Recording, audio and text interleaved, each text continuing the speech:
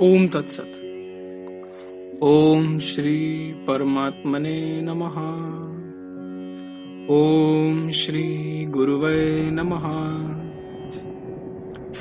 राजस सात्विकी कर्मोपासना से भूतल पर उत्पन्न हुए पुरुषों की स्थिति का वर्णन, जगत की अनित्यता एवं परमात्मा की सर्वव्यापकता की भावना के लिए उपदेश। श्री राम के आदर्श गुणों को अपनाने एवं पौरुष प्रयत्न करने से जीवन मुक्त पद की प्राप्ति का कथन। श्री वशिष्ठ जी कहते हैं, रघुनंदन, जो पूर्व जन्म की राजस सात्विकी कर्मोपासना से भूतल पर उत्पन्न हुए हैं, वे महान गुणशाली पुरुष आकाश में प्रकाशित चंद्रमा के समान सदा मनोहर कांति से युक्त एवं आनंद मग्न रहते हैं। जैसे आकाश का भाग मेघ आदि से मलिन नहीं होता, उसी प्रकार वे सांसारिक दुखों से दुखी नहीं होते। जैसे सुवर्ण निर्मित कमल रात्रि में संकुचित या मलिन नहीं होता, उसी प्रकार वे आपत्ति में पड़ने पर भी शोक से कातर नहीं होते। जैसे स्थावर वृक्ष आदि प्रारब्ध भोग के अतिरिक्त दूसरी कोई चेष्टा नहीं करते, उसी प्रकार वे भी ज्ञान और ज्ञान के साधनों के अतिरिक्त और कोई चेष्टा नहीं करते। जैसे वृक्ष अपने पुष्प और फल आदि से सुशोभित होते हैं, उसी प्रकार वे भी अपने सदाचारों से शोभायमान होते हैं। जैसे चंद्रमा क्षीण होने पर भी कभी शीतलता का त्याग नहीं करता, उसी प्रकार वे आपत्ति काल में भी अपने सौम्य स्वभाव को नहीं छोड़ते। मैत्री आदि गुणों से कमनीयता को प्राप्त हुई अपनी प्रकृति से ही वे नूतन पुष्प गुच्छों से विभूषित लता से शोभायमान वन के वृक्षों की भांति अद्भुत शोभा पाते हैं। वे पुरुष सब पर समान भाव रखते, समता रूप रस का अनुभव करते, सदा सौम्य भाव का आश्रय लेते, साधुओं से भी बढ़कर साधु होते और अपनी मर्यादा में स्थित रहने वाले समुद्र की भांति शास्त्र मर्यादा में स्थित रहते हैं। अतः महाबाहो, आपत्तियों की पहुंच से परे जो उनका पद स्थान है, उसकी ओर सदा चलना चाहिए। मनुष्य को इस जगत में सत्व गुण प्रधान राजस पुरुषों की भांति ऐसा बर्ताव तथा सत शास्त्रों का विचार करना चाहिए, जिससे परमात्मा की प्राप्ति हो।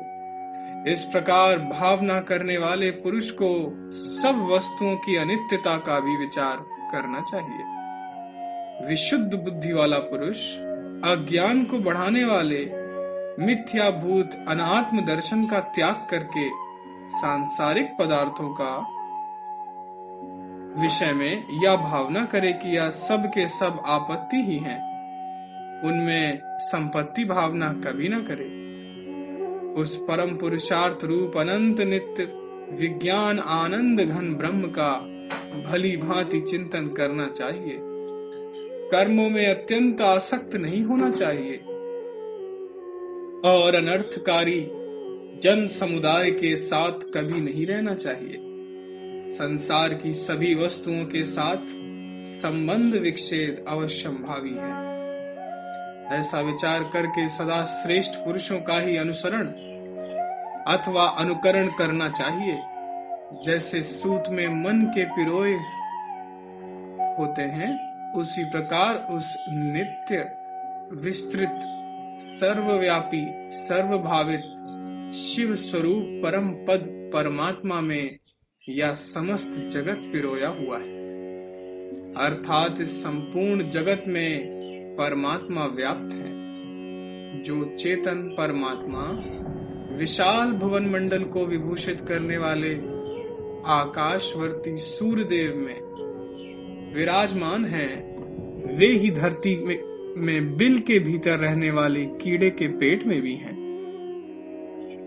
निष्पाप रघुनंदन, जैसे यहाँ घटाकाशों का महाकाश से वास्तविक भेद नहीं, उसी प्रकार शरीरवर्ती जीवों का परमात्मा से परमार्थतः भेद नहीं है। श्री राम, जो उत्पन्न होकर विलीन हो जाती है वह वस्तु वास्तव में है ही नहीं। अतः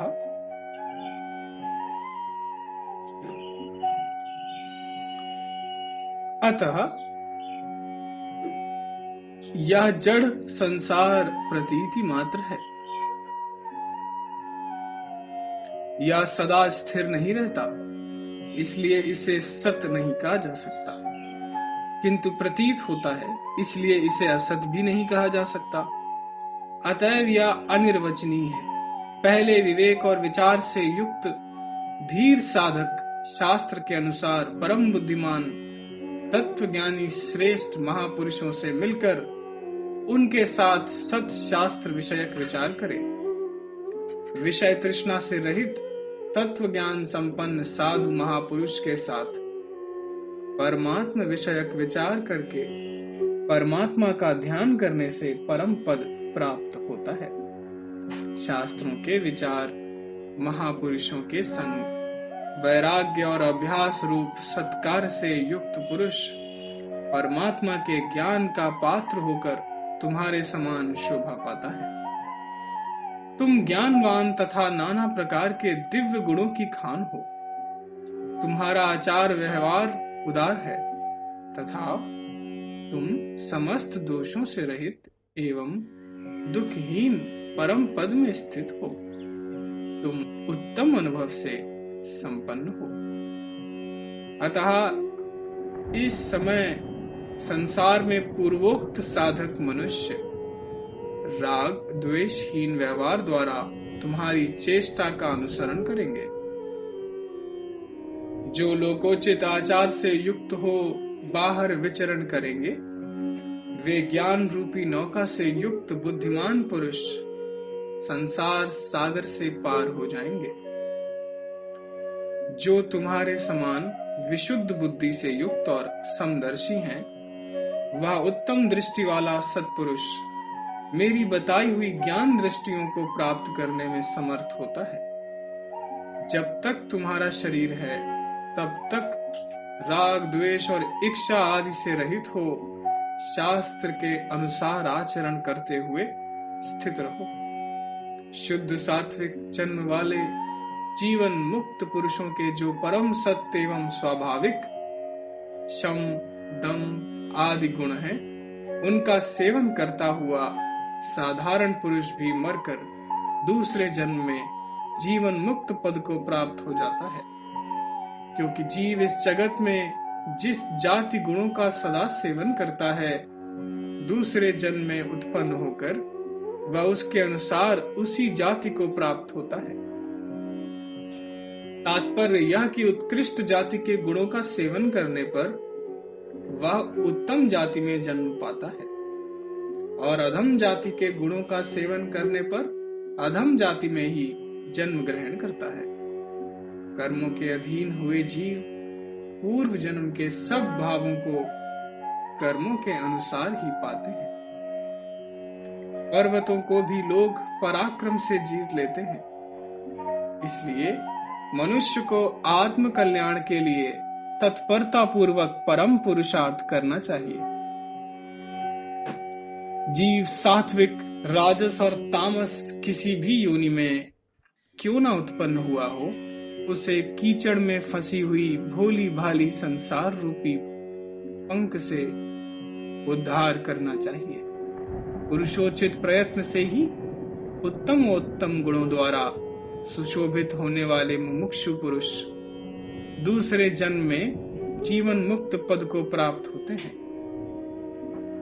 पृथ्वी पर, स्वर्ग में, देवताओं में अथवा अन्यत्र भी कहीं कोई ऐसी वस्तु नहीं है जिसे सदु संपन्न पुरुष अपने पुरुषार्थ या प्रयत्न से प्राप्त ना कर सके।